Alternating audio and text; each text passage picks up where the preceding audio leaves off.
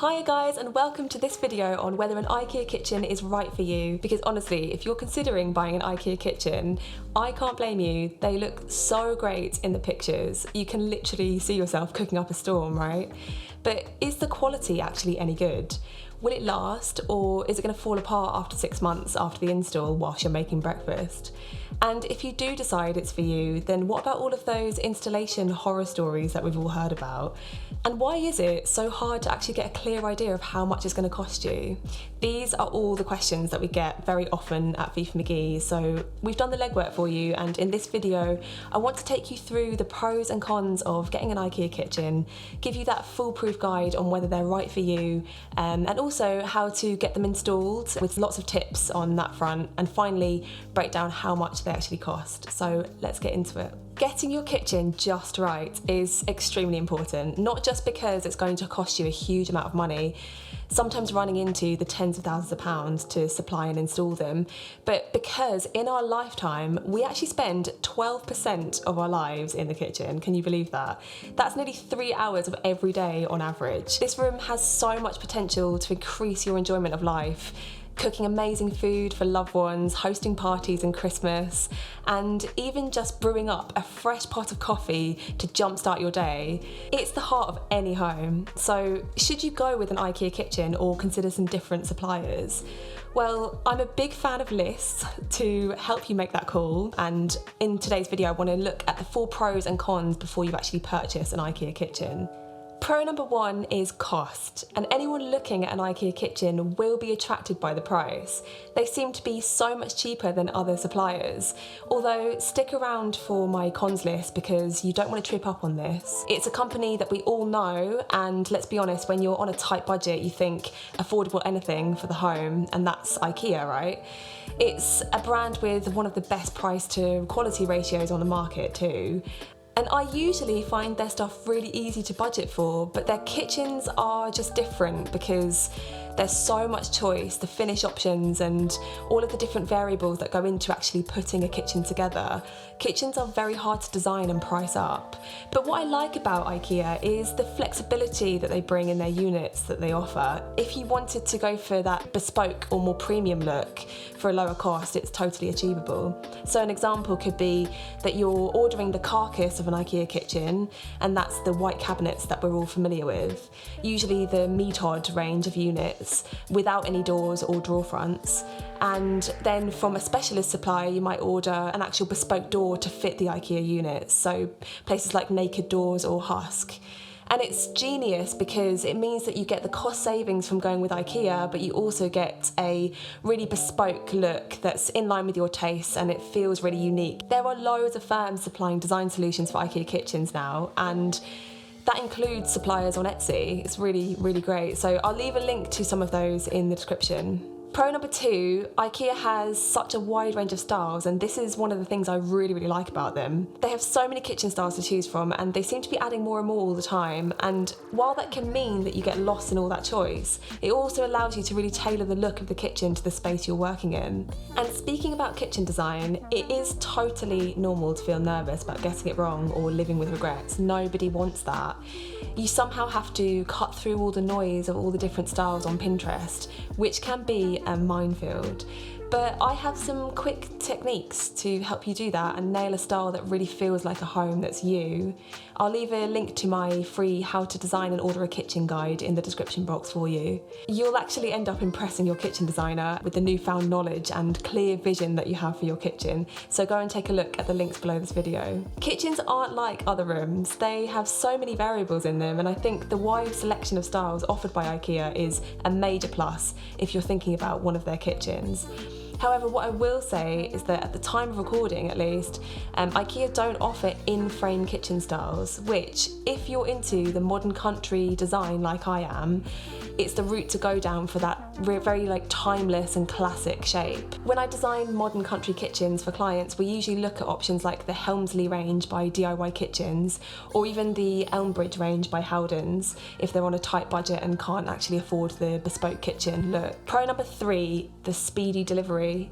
IKEA are rapid. Other companies will quote you about 8 to 12 weeks or even more for delivery, but IKEA will have your kitchen with you within a week. Obviously that's assuming everything is in stock, but if you need to get cracking with your project, then IKEA can't be beaten.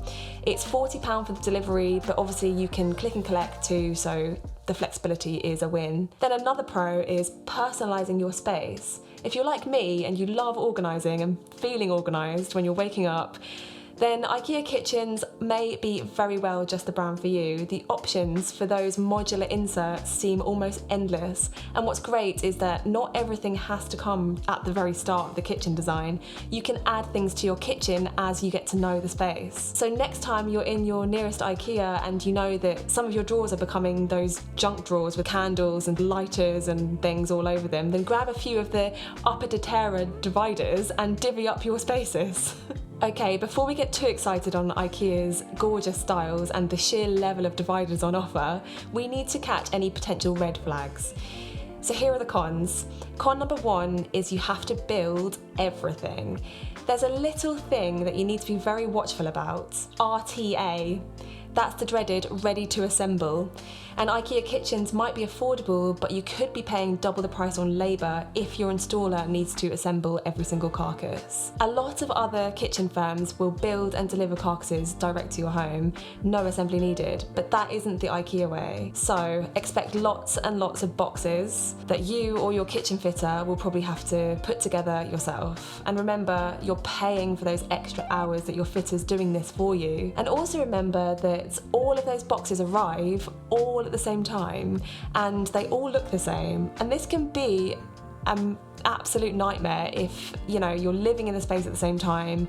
You have this massive delivery, cardboard boxes everywhere, very disorganised. Con number 2 is that your kitchen fitter might hate you. I hate to say it, but in the trades industry, IKEA kitchens definitely don't have the best reputation, as they can be really fiddly and tricky to install. And whilst one of the great things about IKEA kitchens is that there are loads of handy little widgets like these glass panels in the drawers to stop things from falling out, the problem may be that if your fitter isn't aware of these, then they're going to miss them during the delivery and build what you've got, and you'll have loads of handy parts, but they aren't actually installed because they haven't been found in the delivery in the right order. So unless you're going to watch over your fitter's shoulder the whole time, not something I'd recommend, then you may end up losing out on some of those very nifty designs or having to redo work. And then costing you more money. What you definitely don't want too is having drill holes where they shouldn't be any. Con number 3 is that they actually aren't designed for UK homes.